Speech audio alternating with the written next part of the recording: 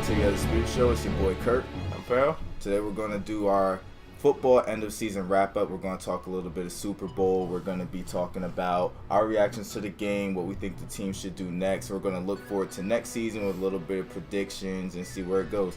So first we're going to start with the big game, of course. I was wrong with my prediction, as everybody knows by now. I predicted Carolina big. I was not accounting for Von Miller to be in Cam Newton's face like he was a running back the entire game, like he started in the backfield. Anyway, what was your takeaway from the game? I think watching the game, it just proved what I knew all year, is that the Carolina Panthers, they were getting by with no talent in the perimeter. It's like Philly Brown is, Ted Ginn has bounced around the league for good reason. And, when you go up against, at some point in the season, it's going to be exposed. At some point, someone's going to prove that, if you can't beat guys one-on-one and you can't get open, then, the offense is going to be stagnant. And Chris Harris said in his interview after the game, we packed the box, because the Carolina Panthers can run the football. Yeah, make no question about it. But they can't throw the ball. And they forced him to throw the ball on him, and it didn't work out. It wasn't on Cam Newton because he outplayed Peyton Manning in the game. The Panthers really outplayed the Broncos, with the exception of their mistakes. But, Cam, the guys on the perimeter couldn't get open. They couldn't separate from Talib, Harris, Roby, and those guys. And because of that, Cam had to hold on to the ball longer. He was sacked. And even on that play where Von Miller stripped him, he was holding on to the ball for 5-6 seconds. Right. Usually he gets rid of it by then, but he couldn't get open. But, all in all, I think it was just a battle of talent. And the Panthers don't have talent in their offense outside of Cam Newton, maybe Jonathan Stewart and Greg Olsen. And, they pretty much eliminated those guys and forced the guys who are lackluster at best to try to beat them. But all in all, I think it definitely was a great performance from the Broncos defense. I think that's going to go down as one of the best defensive performances in the Super Bowl that we'll ever see. And it was really all on them. Peyton Manning just kind of had to control the ship and just not lose it. I definitely think I'm going to start off by giving props to the Broncos defense. They're definitely an all-time defense. Of course, being a Cowboys fan, I'm happy for my boy DeMarcus Ware. As disappointed as I was in Cam and the Panthers, I was really going for them. I was really feeding into the hype. But this Broncos defense is an all-time defense, and they dared him to throw the football. And he came out. They looked not ready. They looked like a team that was, riding their own shit, as far as, the regular season was concerned. And they came into this game not ready for what the Broncos were going to do. They really came out and got punched in the mouth. This was a team that was the best first-half team statistically in the last 15 years. And they couldn't get off to a fast start, and they're not used to playing from behind like that. So I was really surprised that Cam didn't run the ball more. I feel like they really got knocked out of their rhythm.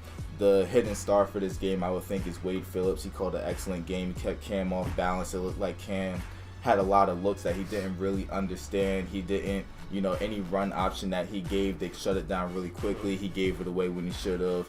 He ran it when he shouldn't have, things like that. So I've got to take my hat off to Wade Phillips and that defensive crew, and it's just Cam and them will definitely be back. They are definitely a talented team. I still think they're the more talented team all around. They led the game in pretty much every major statistical category: yards per play, first downs, time of possession, all that stuff, and still lost the game because when it comes down to it in any sport, you can't turn the ball over and win.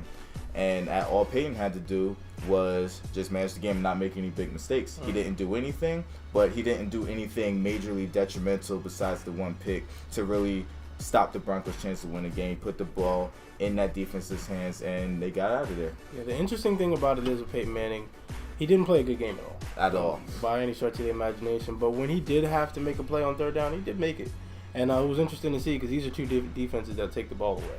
And these are two defenses that, if you're playing fantasy, FanDuel, or anything, you pick them. Because they're going to score. Not only do they take the ball away, but they score. Exactly. And they turn it into touchdowns, and the Broncos were the team to do it today. But, I think it was just a matchup of great defenses, and really both of them played pretty good football. It's just the fact that if your offense is giving the ball away, it's going to happen.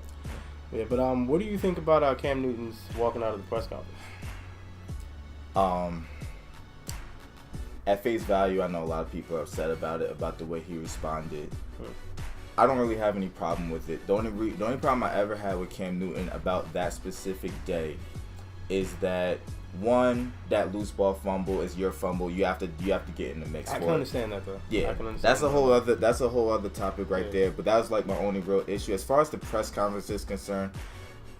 he's a competitor and he's a sore loser. He's told us this before. He's never pretended to be anything otherwise. My only thing that I would say is that you don't owe the media anything as an athlete. I said the same thing with Beast Mode last year and things like that when they were getting on him a little bit. What I'm going to say is, as a quarterback, as a leader of your football team, you do owe it to your football team and take it on the chin. He had, he's a professional at this point. He had other guys who got up there in the press conference room and said what they had to say. They answered all the dumb questions and things like that. But I don't fault Cam for walking out because he had to answer. They usually don't answer questions in the same room after the Super Bowl as the winning team. But in this particular instance, they did.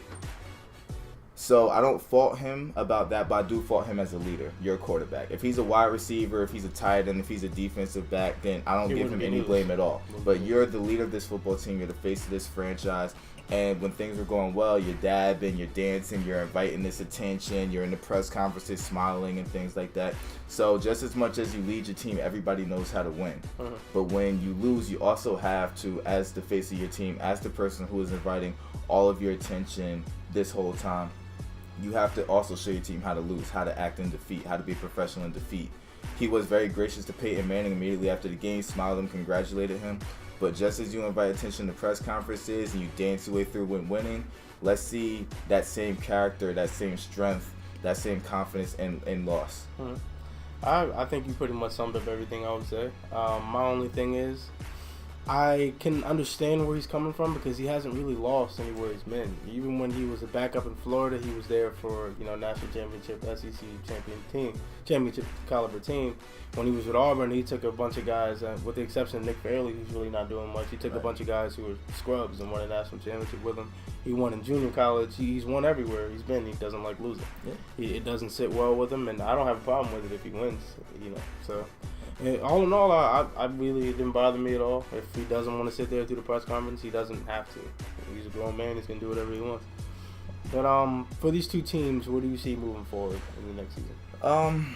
One thing I definitely see moving forward, as far as the draft is concerned, I think Carolina should definitely look to add a safety. I also think they should look to add some wide receiver depth. Kelvin Benjamin is going to be coming back.